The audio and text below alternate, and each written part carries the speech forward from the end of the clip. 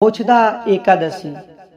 गोकुल नाम के नगर में वैखनाश नाम का राजा राज्य करता था। उसके राज्य में चारों वेदों के ज्ञाता ब्राह्मण रहते। वह राजा अपनी प्रजा का पुत्रवत पालन करता। एक बार रात्रि में राजा ने एक स्वप्न देखा कि उसके पिता नरक में हैं। उन्हें बड़ा आश्चर्य हुआ। प्रातः वह विद्वान ब्राह्मणों के पास गए और अपना स्वप्न सुनाया। कहा, मैंने अपने पिता को नरक में कष्ट भोगते हुए देखा है। उन्होंने मुझसे कहा कि हे पुत्र, मैं नरक में पड़ा हुआ हूँ, यहाँ से तुम मुझे मुक्त कराओ। जब से मैंने ये वचन सुने और मैंने वो दृश्य देखा, मैं बहुत बेचैन हूँ। चित्त में बड़ी अशांति हो रही है। मुझे इस राज्य, धन, पुत्र, स्त्री, हाथी, घोड़े आदि में कुछ भी सुख प्रतीत नहीं होता। महाराज, मैं क्या करूं? राजा ने कहा, हे ब्राह्मण देवताओं, इस दुख के कारण मेरा सारा शरीर जल रहा है।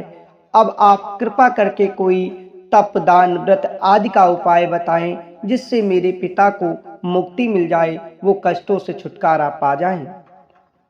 उस पुत्र का जीवन व्यर्थ है जो अपने माता पिता का उद्धार ना कर सके। एक उत्तम पुत्र जो अपने माता पिता तथा पूर्वजों का उद्धार करता है, वह 1000 मूर्ख पुत्रों से अच्छा है। ऐसे में एक चंद्रमा सारे जगत में प्रकाश कर देता है, परंतु हजारों तारे नहीं कर सकते। ब्राह्मणों ने कहा, हे राजन, यहाँ पास ही भूत, भविष्य, वर्तमान में ज्ञाता पर्वत ऋषि का आश्रम है। उनकी तपस्या का हल वे जरूर निकालेंगे। आपकी संपूर्ण समस्याओं का हल उन्हीं के पास होगा। ऐसा सुनकर राजा मुनि के आश्रम पर गए और आश्रम में अनेक प्रकार सांचित योगी और मुनि तपस्या कर रहे थे। उसी जगह पर्वत ऋषि बैठे थे। राजा ने मुनि को साष्टांग दंडवत प्रणाम किया। मुनि ने राजा से सगोपंग सकुशल पूछी। राजा ने कहा, हे महाराज, आर्य की कृपा से मेरे राज्य में सब कुशल है, प्रजा भी सुखी है, लेकिन अकस्मात मेरे चित्त में अत्यंत अशांति छा गई है। ऐसा सुनकर पर्वत ऋषि ने आंखें बंद कर ली और भूत यानी बीते हुए बातों को जानने लगे। फिर बोले, हे राजन, मैं योग बल से तुम्हारे पिता के कुकर्मों को जान लिया है। उन्होंने पूर्व जन्म में कामातुर होकर एक स्त्री को रति दी, किंतु सौत के कहने पर दूसरी पत्नी को ऋतुदान मांगने पर भी नहीं दिया।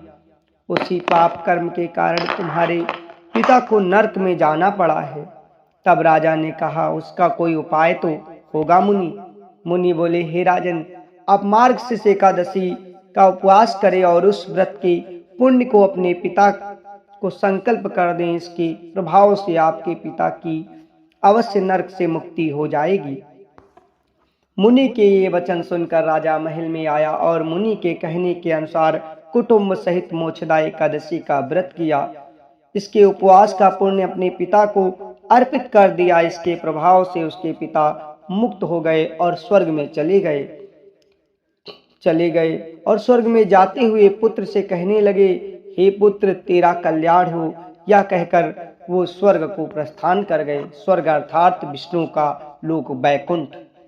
मार्गशीर्ष मास की शुक्ल पक्ष की मोक्षदा एकादशी का जो व्रत करते हैं, उनके समस्त पाप नष्ट हो जाते हैं। इस व्रत के प्रभाव से मोक्ष देने वाला और कोई व्रत है ही नहीं।